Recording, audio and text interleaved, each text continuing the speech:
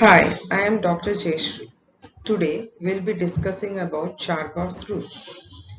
Chargaff rule was proposed by Erwin Chargaff in the year 1950. This rule was proposed for a double-stranded DNA. This rule played a very important role in the discovery of the DNA. So you all are aware that the structure of the DNA was discovered by Watson and Crick. So the double stranded helical structure of the DNA was proposed by Watson and Crick using these Chargaff's rules. So what does this rule says? This rule says that the number of adenine present in the DNA is equal to the number of thymine, and the number of guanine present in the DNA is equal to the number of the cytosine. So an example here, if the DNA is having 10% of adenine, then the thymine present in the DNA is also 10%. Okay. Next, if you see the guanine, if the guanine present in the DNA is 40%, then the cytosine present in the DNA is also 40%. So finally, if we conclude the first rule of the Chargaff's, the sum of purines is equal to the sum of pyrimidines. So how this has been concluded is, so we know that adenine and guanine are the purines and thymine and cytosine are the pyrimidines. So here if you see, adenine is 10%, guanine is 40%. So 10 plus 40 is 50 here.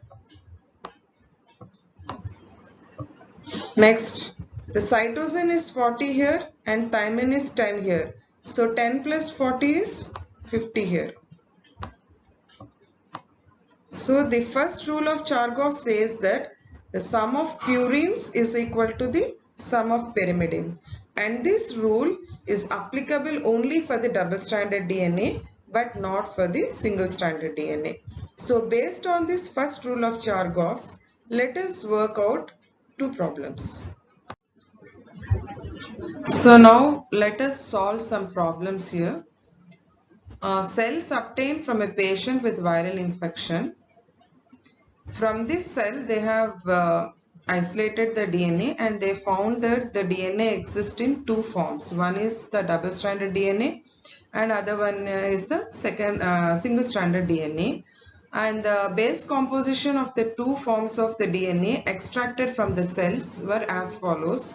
There is a form one has 22.1% of adenine, 27.9% of cytosine, 27.9% of guanine, 22.1% of thymine, whereas the form 2 DNA has 31.3% of adenine, 31.3% of cytosine, 18.7% of guanine and 18.7% of thymine. Now the question is, which form is the viral DNA and which form is the human DNA here? Is the form 1 a viral DNA or form 2?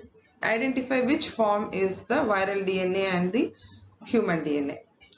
So we already have discussed that Chargaff's rule is applicable only for the double-stranded DNA. It is not applicable for the single-stranded DNA.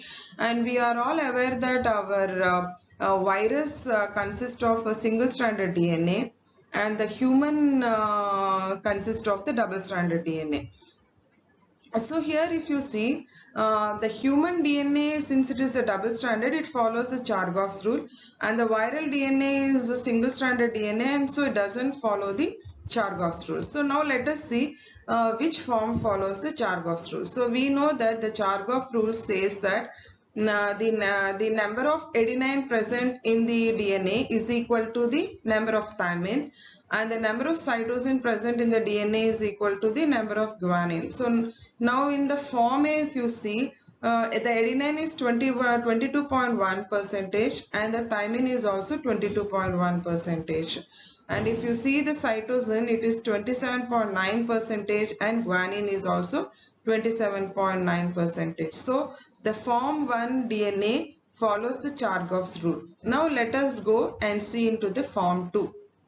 In the form 2, if you see, the adenine is 31.3 percentage, but the thymine is not 31.3 percentage. It is 18.7 percentage. The percentage of thymine and the adenine is not same here. Now let us go into this cytosine and guanine here. This form has 31.3 percentage of cytosine and 18.7 percentage of guanine. So here we are clearly says that the form 2 doesn't follow the Chargaff's rule. So from this we can conclude that form 1 is the human DNA and the form 2 is the viral DNA. So now let us go into the second problem. A DNA was purified from a leaf sample and it was identified that the DNA is made up of the 4 common bases, that is adenine, thymine, guanine and cytosine.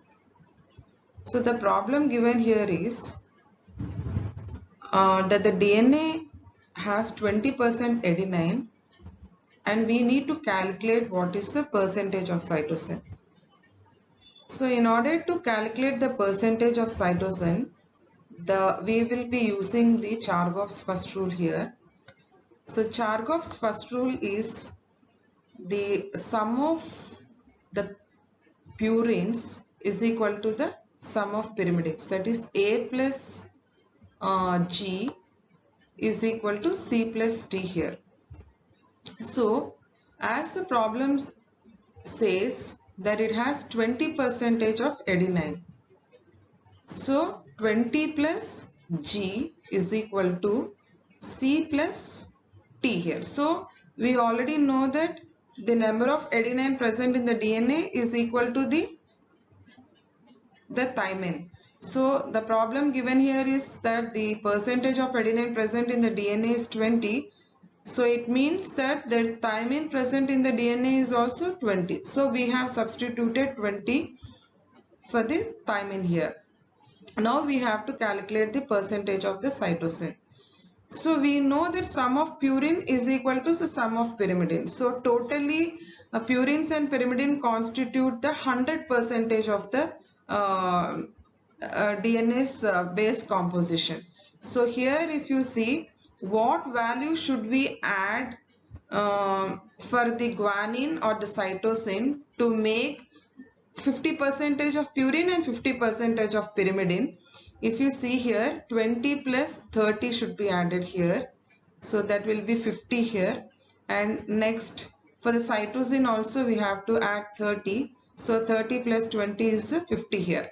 So sum of purines is equal to the sum of pyrimidines. So based on this Chargaff's rule, we have calculated that the percentage of the cytosine present in the DNA isolated from the leaf is 30. So thank you.